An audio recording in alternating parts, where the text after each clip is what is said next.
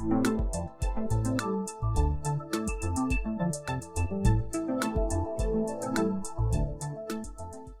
اللہ الرحمن الرحیم، میں ہوں طاہر ڈنسا اور آپ دیکھ رہے ہیں ایس ٹی ٹی وی۔ دوسری جنگ عظیم کے بعد واحد سپر پاور امریکہ تھی، اور ظاہر ہے انہوں نے ٹیبل پہ بیٹھ کے ملکوں کے نقشے بنائے۔ اسی لیے ہم عراق اور لیبیا کی آپ دیکھیں نا، سیدھی اسٹریٹ لائن ہے، اور دنیا کا ایک نظام شروع ہوا، کلونیلزم ختم ہوا، اور وہ سارا کنٹرول بندوبست امریکہ کے ہاتھ میں چلا گیا۔ انہوں نے ادارے بنائے، Bretton Wood institutions, I M F بنایا گیا تاکہ کوئی ملک ڈیفالٹ نہ کرے اور ٹریڈ میں، تجارت میں رکھنا نہ پڑے، کیونکہ اگر تجارت میں رکھنا پڑ جائے تو ظاہر ہے سارے پیسے گئے تاجر کے جو ان ملکوں کے تھے، تو وہ بنایا گیا۔ اسی طرح ورلڈ بینک بنایا گیا اور ڈیولپمنٹ کی گئی، اور پہلا جو ورلڈ بینک کے پریزیڈنٹ تھے وہ ڈیفنس سیکٹری تھے، رابرٹ میکنامارا، اور یہ بتاتا ہے کہ ورلڈ بینک کا پہلا ڈیفنس سیکٹری پریزیڈنٹ لگانے کا مقصد یہی تھا کہ یو ایس کی ڈیفنس نیڈ کے مطابق ڈیولپمنٹ۔ پاکستان ایک گیریزن اسٹیٹ تھی، اپنا بوجھ خود اٹھانا تھا، بڑی لارج سٹینڈنگ آرمی مینٹین کرنا ضروری تھی سوویت یونین کے لیے، پانی انڈیا سے لے کے دیا گیا، اور یہ ساری چیزیں۔ Now that century has come to it's coming to an end, اور it has come to an end,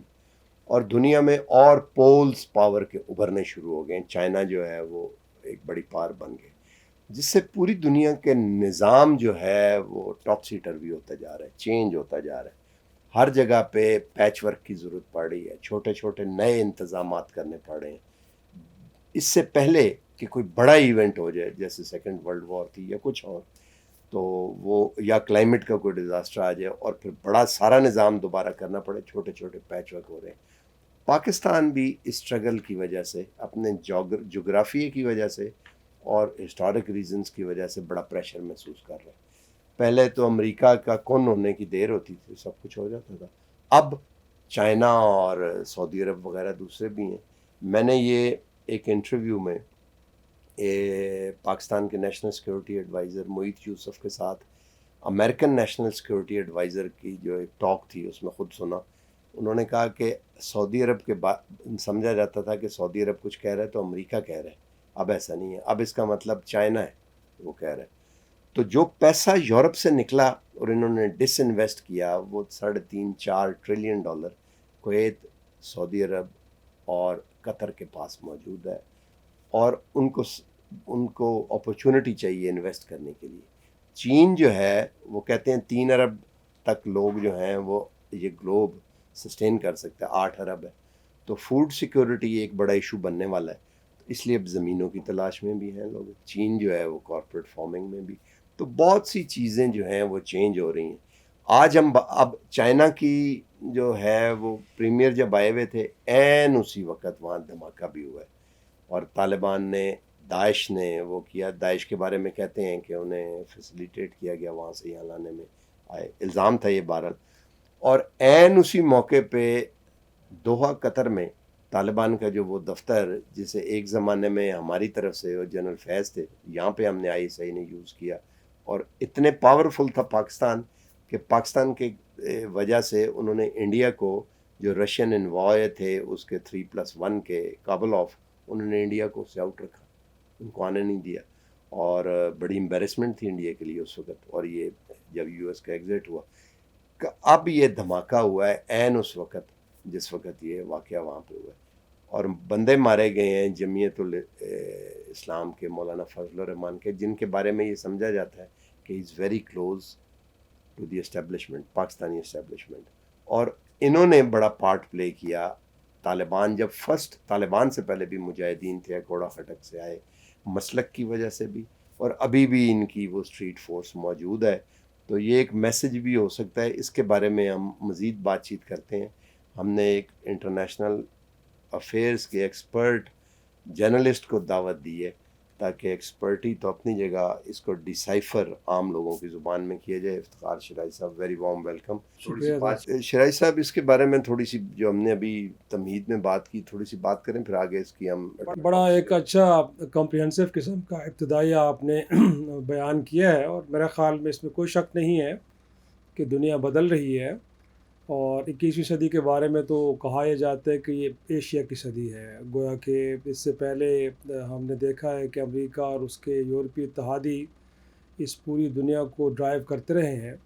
اور ورلڈ آرڈر وہاں سے ایک طرح سے سیٹ ہوتا رہا ہے اور پوری دنیا اس کے اکارڈنگلی آگے بڑھتی رہی ہے۔ لیکن اب ظاہر سی بات ہے، چائنا ایک بہت بڑی معاشی طاقت کے طور پہ ابھرا ہے، اور ہم کہہ سکتے ہیں کہ پچھلے کچھ عرصے سے اب بیانڈ دا بارڈرز سوچنا اور اپنے آپ کو بیسٹ وے میں پلیس کرنے کے حوالے سے جو ان کی ایک خارجہ پالیسی کے اندر بدلاؤ آیا ہے، تو اس کے نتیجے میں اب چین جو ہے وہ اس ریجن میں بھی اور دنیا بھر میں بھی اپنے اتحادی بنا بھی رہا ہے، ڈھونڈ بھی رہا ہے، اور یقینی طور پہ یہی فکر اب لاحق ہے امریکہ کو اور ان کے یورپی اتحادیوں کو، اور وہ برملا اس کا اظہار کرتے ہیں کہ ایک نئی ابھرتی ہوئی طاقت کہ جو ان کو لگتا ہے کہ اب دنیا کی بادشاہت ان کے ہاتھ میں چلی جائے گی، تو لہٰذا چائنا کو کنٹین کرنے کی پالیسی اب کوئی چھپی پالیسی نہیں ہے، گویا کہ اس کا کھل کے اظہار کرتا ہے امریکہ اور ان کے یورپی اتحادی بھی۔ تو میرا خیال میں یہ دنیا میں یورپ میں جو کچھ ہو رہا ہے، وہ یوکرین اور روس کی جنگ ہو، یا پھر اس ریجن کے اندر جو کوئی ہمیں تھوڑی بہت ٹربلنس نظر آتی ہے، ان کے پیچھے جو محرک ایک ہی ہے کہ جو ایک نیا ورلڈ آرڈر بننے جا رہا ہے اس کو کیسے روکا جائے، اور امریکہ کی جو اس وقت ہیجمنی ہے پوری دنیا میں یورپی اتحادیوں کے ساتھ مل کے اس کو قائم و دائم رکھا جائے۔ تو بالکل اب اس میں کس قدر کامیابی مل پاتی ہے، کیا ان منصوبوں میں ان ڈیزائنز کو وہ ایگزیکیوٹ کر بھی جاتے ایکسیسفلی، اور پھر کیا چائنا کو کنٹین کر لیا جاتا ہے، یا چین اپنے ایک جس طرح ایک منصوبے کے ساتھ آگے بڑھ رہا ہے جس کے اندر باہر کنفرنٹیشن کی کوئی ایک گنجائش نہیں رکھی گئی۔ آپ نے دیکھا ہے کہ ایون کہ تائیوان کے معاملے پہ بھی جس طرح کا صبر و برداشت کا مظاہرہ بیجنگ سے کیا جا رہا ہے، میرے خیال میں اس کی نظیر بھی نہیں ملتی۔ تو یقینی طور پہ اب اس ریجن کے اندر میرے خیال میں ہم نے دیکھا ہے کہ اپنے پڑوس میں افغانستان کے اندر بڑے ایک طویل عرصے تک، کم و بیش 4 دہائیوں تک ہم نے ایک بڑی مشکل صورتحال دیکھی ہے، اور اس کا شکار ہم خود بھی ہوئے ہیں۔ اب اگرچہ امریکہ اور اس کے اتحادی یہاں سے چلے گئے ہیں، اب اس کے بعد امید تو یہ کی جا رہی تھی کہ شاید چیزیں بہتر ہوں گی، اور اس ریجن کے اندر جو ایک انتہا پسندی اور دہشت گردی کے جو ایک دور چلا آ رہا تھا وہ شاید ختم ہو جائے گا، اور ایک پیس اینڈ پروگریس کی ایک بات ہو رہی تھی، شاید وہ اس کا ایک نیا باب شروع ہونے جا رہا ہے۔ لیکن بڑی حیران کن بات ہے کہ اس وقت اگر کوئی سب سے زیادہ دنیا میں پریشان ہے تو وہ پاکستان ہے۔ پاکستان کے لیے آپ کو خیال ہے سسٹینیبل مشکل، کیونکہ دیکھیں ایک طرف آپ لانگ ٹرم انویسٹمنٹ کی بات کر رہے ہیں، تو دوسری طرف اگر یہ دہشت گردی چلتی رہتی ہے، اور یو ایس اگر اس طرح آپ انہوں نے اس کی مذمت تو کی ہے، بٹ آنکھ تو بند رکھی ہے نا، پنجابی میں کہتے ہیں آنکھ نوٹ لینا، جیسے کہتے ہیں نا، لک دی ادر وے، دیکھتے رہے ہیں۔ اور وہ آ کے طالبان بھی، اور طالبان جو ہیں وہ ڈائریکٹلی امریکہ سے ڈیل کر رہے ہیں پاکستان کو بائی پاس کر کے، تو اب کافی اس کے لیے یہی ہو سکتا ہے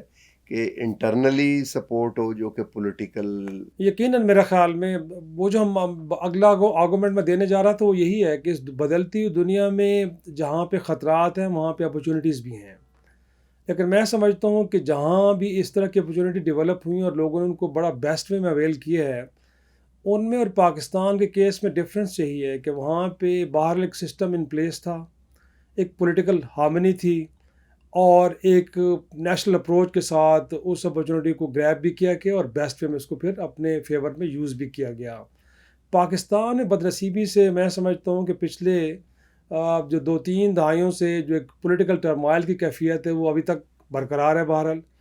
اور پولیٹیکل ہارمنی شاید کہیں بیچ میں لگتا ہے کہ ایک تھوڑی سی ہم نے اس کی فضا بنا بھی لی تھی 2008 کے بعد، لیکن 2013 سے آنورڈ لگتا ہے کہ دوبارہ ہم اسی نقطے پہ جا کے کھڑے ہوئے ہیں جو 90 اور 70 کی دہائی میں تھا۔ تو میں سمجھتا ہوں کہ ایک تو یہ ہمیں ڈسفیور کر رہا ہے بری طرح کہ پاکستان کے اندر وہ ایک سیاسی نہ تو استحکام ہے، نہ سسٹم ان پلیس ہے، اور نہ وہ اس طرح کی لیڈرشپ میسر ہے کہ جو نیشنل انٹرسٹ میں چیزوں کو دیکھے اور پھر اس کے اکارڈنگلی فیصلے کرے۔ تو میں سمجھتا ہوں کہ پہلے تو ہمیں وہ کہتے ہیں نا کہ ہاؤس ان آرڈر کرنا پڑے گا،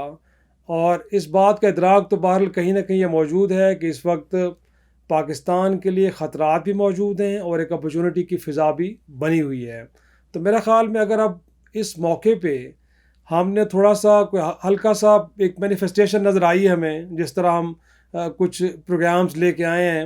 دیکھا ہے 3-4 کانفرنسز بھی ہوئی ہیں جس میں ایک ایگریکلچر کو لے کے کہ اس سیکٹر کو ہم نے تھوڑا سا اٹھانا ہے تاکہ ہماری معیشت کو بہتر کرنے میں مددگار ثابت ہو. پھر ہمیں یہ بھی ریئلائز کیا کہ شاید آئی ٹی کا سیکٹر ہے بڑا زبردست ہے، اس کے حوالے سے بھی ایک بیسٹ اسٹریٹجی لے کے آئے ہیں. اور پچھلے دنوں میں منرلس کو لے کے آپ کی نظر سے بھی گزرا ہوگا کہ بتایا گیا ہے کہ جی پاکستان کے اندر 6 ٹریلین کی معدنیات موجود ہیں، اور اگر اس سیکٹر کو بھی بیسٹ وے میں اگر لک آفٹر کیا جائے اور یہاں پہ فارن انویسٹمنٹ لائی جائے گی تو پاکستان کے لیے بڑی آسانیاں پیدا ہو سکتی ہیں.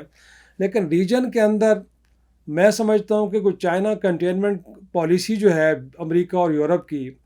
اس کے لیے اگرچہ لوگ کہتے ہیں کہ شاید وہ جنگ یوکرین میں لڑی جا رہی ہے اور روس اور ان کے ساتھ یورپ میں لڑی جا رہی ہے، بٹ مجھے لگتا ہے کہ کہیں نہ کہیں پاکستان بھی اس حوالے سے وکٹم ایک ہے. بیٹل فیلڈ کے طور پہ استعمال ہوگا. پاکستان بھی یوکرین ہی ہے، یوکرین ہی ہے، اور اگر نیوکلیئر ویپن نہ ہوتے تو شاید ہاٹ تھیٹر ہو سکتا تھا. تو میں سمجھتا ہوں کہ جو آپ نے دھماکے کا ذکر کیا ہے، ہمارے پاس کوئی ایویڈنس تو نہیں ہے کہ کہاں سے اس کو پلان کیا گیا، کہاں سے ایگزیکیوٹ کیا گیا، بٹ یہ ایک بڑا واضح انڈیکیٹر ہے کہ پاکستان اگر ایک ڈفرینٹ لائن لے گا اور اس ایریا کے مسائل کو حل کرنے کے حوالے سے کسی ایک نئے بلاک کا حصہ بنے گا تو پھر شاید ہمیں بھی ایک ٹربولنس کو برداشت کرنا پڑے گا. اب یہ ہے کہ اس کو اوائڈ کرنے کے لیے یا اس طرح کے ڈیزائنز کو ڈسمینٹل کرنے کے لیے ہمیں کیا کرنا ہے، میرے خیال میں کہیں نہ کہیں اس حوالے سے ہم نے کوششوں کا آغاز کر دی، اور وہ ہے میرے خیال میں ریجنل اپروچ. پچھلے دنوں میں آپ نے دیکھا ہے کہ ایران کے ساتھ اپنے بڑے بیسٹ وے میں انگیج کیا ہے. وزیر خارجہ آ بھی رہے ہیں، وزیر خارجہ ان کے آ رہے ہیں، آپ کے آرمی چیف وہاں پہ گئے ہیں، اور وہاں پہ جو ٹاک ایجنڈا تھا، آئٹم تھا، وہ یہی تھا کہ ہم نے جو ریجنل سیکیورٹی ہے اس کو میک شور کرنا ہے، اور اس حوالے سے جو ایک کوآپریشن کی فضا ہے اس کو بیسٹ وے میں اپنی جگہ پہ لے کے آنا ہے. تو میرے خیال میں ایک تو وہ کر رہے ہیں، اور دوسرا یہ ہے کہ بہرحال جتنا بھی دباؤ ہو لیکن ہم نے چین کا ہاتھ نہیں چھوڑا، اور اپنی معیشت کے بہت سارے پہلوؤں کو ایڈریس کرنے کے لیے اس وقت بھی ہم انگیج کر رہے ہیں چائنا کے ساتھ. اور ففتھ ہمارا جو پاور جنریشن کا نیوکلیر کا ہے، جو ہے میرے خیال میں شاید 2000 میگا یا 2200 میگا واٹ کا چشمہ کے اندر ایک اور ہم شروع کرنے جا رہے ہیں. اس کے لیے بھی فنڈنگ وہیں سے ہوئی ہے، اور وہ بھی 10 سال کی، گویا کہ 10 سال بعد اب شاید پیمنٹ کا دوبارہ آگا. $3.5 ارب کا ہے بھی صحیح، تو 10 سال تک آپ یوز کرتے رہیں گے، اس کے بعد جا کے آپ نے کہیں پیمنٹس کا آغاز کرنا ہے، واپسی کرنی ہے اس قرضے کی. تو میرے خیال میں یہ چیزیں جو ہم کرنے جا رہے ہیں یا کر رہے ہیں، اس کو لے کے اس طرح کے پرابلمس تو آئیں گے، ان کو ایڈریس کرنے کے لیے ہم اگرچہ افغانستان کو بھی انگیج کر رہے ہیں، لیکن میری اطلاعات یہ ہیں کہ پچھلے دنوں میں آپ کے اسپیشل انوائزر تھے آصف درانی صاحب، وہ ضرور گئے ہیں، بٹ کچھ زیادہ وارم ویلکم نہیں تھا وہاں پہ ان کے لیے کابل کے اندر. اور وہ جو وہاں سے ایک امپریشن لے کے آئے ہیں وہ یہی ہے کہ جو ٹی ٹی پی یہاں پہ میں ڈسٹرب کر رہی ہے، ان کو وہاں پہ ایک ڈیلیبریٹ سپورٹ مل رہی ہے. ایسا ہرگز نہیں ہے کہ شاید وہ پہلے جو ایکسکیوز دے رہے تھے ہمیں کہ افغانستان کے اندر طالبان کے مکمل طور پہ عملداری نہیں ہے. بہت سارے علاقے ایسے ہیں جہاں پہ انہوں نے ابھی تک اپنے ایڈمنسٹریٹو کنٹرول نہیں کر پائے ٹھیک طریقے سے اسٹیبلش. ایسا ہرگز نہیں ہے، بلکہ کیونکہ آئیڈیولوجیکلی وہ ان کے بھائی ہیں، اور افغانستان کے اندر ان بیعت ایک ہی امیر کی ہوئی ہے، بالکل ملا عمر کی. اکٹھے وہ جنگ لڑتے رہے ہیں امریکہ اور اتحادیوں کے خلاف. تو ان کو لگتا ہے کہ نہیں، ایسا ہرگز نہیں کہ جو پہلے ایکسکیوز دیے جا رہے تھے وہ اتنے جینون نہیں ہیں، بلکہ پاکستان کو ڈیسیو کیا جا رہا تھا. اور ہمیں لگتا ہے کہ اب یہ جو تھریٹ ہے ہمارے لیے افغانستان سے بڑا ریئل ہے، بڑا ریئل ہے، اور اس تھریٹ کو اب جو ہے وہ ڈسمینٹل کرنے کے لیے ہمیں کچھ اور راستے اختیار کرنے پڑیں گے. اور یہی وجہ ہے کہ ہم اب ایران کو بھی انگیج کر رہے ہیں، اور چائنا کے ساتھ بیٹھ کے بھی اس ریجن کے حوالے سے جو سیکیورٹی کے ایشوز ہیں ان کو ہم ایک طرح سے ڈسکس اور ڈیبیٹ کر رہے ہیں. تو میرے خیال میں یہ وہ ایریاز ہیں جن کے اوپر ہم کام کر رہے ہیں، اور اس کو لے کے اس طرح کے پرابلمز ہمارے لیے آئیں گے. اب دیکھنا یہ ہے کہ آپ کے ملک کی سیاسی اور فوجی لیڈرشپ اس حوالے سے کتنا ویل پریپیئرڈ ہے، یا ان کی جو کاؤنٹر اسٹریٹجی ہے وہ کتنی افیکٹو ہوگی. یہ تو میرے خیال میں آنے والے وقت میں اس کا اندازہ ہوگا. آپ سمجھتے ہیں کہ یہ جو اکنامک ٹرم آئل تھا، میں اس لیے پوچھ رہا ہوں کہ ابھی جو انویسٹمنٹ آئے گی وہ تو ہمارے بیلنس آف پیمنٹ سے ہماری جان تھوڑی سی چھوٹ جائے گی، ہم پے کرتے رہیں گے، لیکن 2 سال 4 سال 3 سال سم ٹائم کے بعد اس کی جو پروفٹ ہوگا یہ بھی ریپیٹریٹ ہونا شروع ہوگا. جو کمپنی اپنا انویسٹ کر رہی ہیں اس انویسٹمنٹ پہ انہیں ریٹرن ہے تو کر رہی ہیں نا, تو وہ ریٹرن بھی ہوگا. تو یہ ایک سائزیبل چنک ہوگا ڈالرز میں جو ہر سال ملک سے باہر جانا شروع ہو جائے گا لیگلی. بری چیز نہیں. پھر جو قرضے ہیں ظاہر آئی ایم ایف کا ہے, یہ جو بڑھ رہے ہیں اس وقت ہے چین کے یا دائیں بائیں, ان کا بھی 127 بلین نہیں بڑھ گئے ہوں گے. تو 3-4 سال کے بعد اگر انکم ہماری جو کہ پروڈکٹیوٹی لوکل ہے ٹیکسٹائل کی ایکسپورٹ, وہ اگر بہت زیادہ نہ بڑھی تو ڈو یو تھنک کہ ایک دفعہ پھر ہم بیلنس آف پیمنٹ کرائسس میں اور مشکل میں آ سکتے ہیں؟ میرا خیال ہے وہ خطرات تو اپنی جگہ پہ موجود رہیں گے, اور جب تک ہم اپنی اکانومی کو بیسٹ وے میں ریفارم نہیں کرتے, اور پھر اگین جو ہماری جو بیلنس آف ٹریڈ ہے, پھر اپنی ایکسپورٹس کو بیسٹ کرنے کے حوالے سے جو کوششیں ہیں, اگر ان کو میٹیریلائز نہیں کرتے تو میرے خیال میں اس طرح کے ارینجمنٹس کے ساتھ آپ چلیں گے تو آپ کے لیے خطرات تو رہیں گے. اس وقت بھی آپ نے دیکھا ہے کہ عملاً آپ کے اکانومی کے اندر جو کور ایریاز ہیں وہاں پہ جو ڈیسیجنز ہیں وہ شاید آپ انڈیپینڈنٹلی خود نہیں لے رہے, آپ کو کہیں سے ڈکٹیٹ کروایا جا رہا ہے, ڈکٹیٹ آپ کا کیے جا رہے ہیں. تو میرے خیال میں اب اس کمپرومائزڈ سچویشن میں آپ چلے گئے ہیں, تو اگر آپ نے انٹرنیشنلی آپ سمجھ میں اسی طرف میرا اشارہ ہے کہ آپ کو آئی ایم ایف کے تھرو کس طرح ڈکٹیٹ کیا جاتا ہے, اور آپ ظاہری سی بات ہے پہ ایگریمنٹ میں چلے گئے ہیں, اور آنے والے وقت میں مجھے لگتا ہے کہ آپ کو وہیں سے ڈکٹیٹ کیا جائے گا اور آپ کو اس اکارڈنگلی آپ کو فیصلے لینے پڑیں گے. تو اگر آپ اس ارینجمنٹس کے ساتھ چلیں گے تو یہ زیادہ واقعبل نہیں ہے. رادر یہ ہے کہ پھر اگر آپ جو ایک نئی اپرچونیٹیز بنی ہیں ان سے بھی بینیفٹ نہیں کر پائیں گے, کیونکہ پھر آپ کو بہت سارے جو فارن فرنٹ کے اوپر بھی ڈیسیجنز لینے ہیں اپنے فارن پالیسی کے, شاید اس میں بھی پھر آزاد نہ رہیں, کمپرومائز کرنا پڑے. تو میرا خیال میں اکانومی کو جو ہم ریفارم کرنے کی بات کر رہے ہیں, پھر مختلف ایریاز ہیں جہاں پہ ہم نے کچھ ڈیسیجن لینے ہیں جن کو اپنے پینڈنسی میں ڈالا ہوا ہے due to some political reasons یا کچھ اور وجوہات ہیں, تو میرے خیال میں اب وہ لینے کا وقت آ گیا ہے. طاہر صاحب اگر وہ لیں گے تو پھر تو ٹھیک ہے, ورنہ اس میں کوئی شک نہیں ہے کہ جب یہاں سے پھر اگین کیپٹل فلائی کرے گا اور آپ کو اس طرح کے ایشوز آئیں گے اور پھر آپ نے لون ری پیمنٹس بھی کرنی ہیں, تو وہ کیسے ممکن ہو پائے گا جب کہ آپ کی کٹی میں کچھ نہیں ہوگا. تو میرا خیال ہے کہ ہمیں اب اس ایریا کو بھی, اور میں سمجھتا ہوں کہ اس حوالے سے ایک ایفرٹ تو ہو رہی ہے, لیکن یہ ایفرٹ اس وقت کارگر ثابت ہوگی کہ جب آپ ایک انکلوسیو اپروچ کے ساتھ سب کو لے کے چلیں گے. اگر اسی طرح پولیٹیکل پولرائزیشن رہے گی, اسی طرح اگر آپ نے سسٹم کو انسٹیبل کر کے رکھنا ہے یا رہے گا, تو پھر جو آپ جتنے بھی بیسٹ وے میں آپ اسٹریٹجی لے کے آئیں گے, پہلے مرحلے میں تو جو فارن انویسٹر ہے شاید وہ ڈرے گا کہ اس ملک کے اندر وہ جو ہرڈلز ہیں, وہ جو اسٹیبلٹی کا فیکٹر ہے وہ ابھی تک میک شور نہیں ہو پایا, تو وہ آئے گا نہیں, اور وہ آئے گا نہیں تو میرا خیال میں جتنے بھی بیسٹ پلان آپ لے کے آئیں گے وہ ایگزیکیوٹ نہیں ہو پائیں گے. میں چلے جائیں. اب آپ دیکھیں اگر آپ کا ملک کا پرائم منسٹر یہ کہے کہ ہم نے یہاں پہ اپرچونٹی زونز بنا دے, وہ رشکائی ہو یا فیصل آباد ہو یا کہیں اور وہاں پہ اس وقت اگر ریل اسٹیٹ کے لوگ گھس گئے ہیں وہاں پہ کہ انہوں نے ببل بنا دی ہے, گویا کہ وہاں پہ پہلے تو لینڈ گریب انہوں نے کر لی ہے, اور اس کے بعد اگر کوئی انڈسٹریز لینا بھی چاہتا ہے مہنگا دیتے, ایکچوئل پرائس سے 10 ٹائمز اگر اوپر اس کو پڑ رہی ہے تو وہ تو ڈسکریج ہوگا. تو اگر آپ ان ایریٹنٹس کو اگر ریموو نہیں کریں گے تو جتنے بیسٹ پلان بھی ہوں تو میرے خیال میں وہ پھر ورکیبل نہیں ہو پائیں گے. تو یہ ایشوز ہیں میرے خیال میں ان کو ایڈریس کرنے. چلیں اللہ کرے بہتر ہو جائیں. تو باٹم لائن یہ نکلی کہ ٹیسٹنگ ٹائم ہے پاکستان کے لیے, اور اس کا ایک ہی طریقہ ہے کہ ریزیلینس دکھائی جائے, اور ریزیلینس کا مطلب یہ ہے کہ put your own house in order, ایک یا دو ٹانگوں پہ نہ کھڑا کیا جائے, انکلوسیو اپروچ کے ساتھ, پولیٹیکلی انکلوسیو اپروچ کے ساتھ آگے چلا جائے. آج تک کے لیے اتنا ہی, ملتے ہیں اگلے پروگرام کے. اللہ حافظ.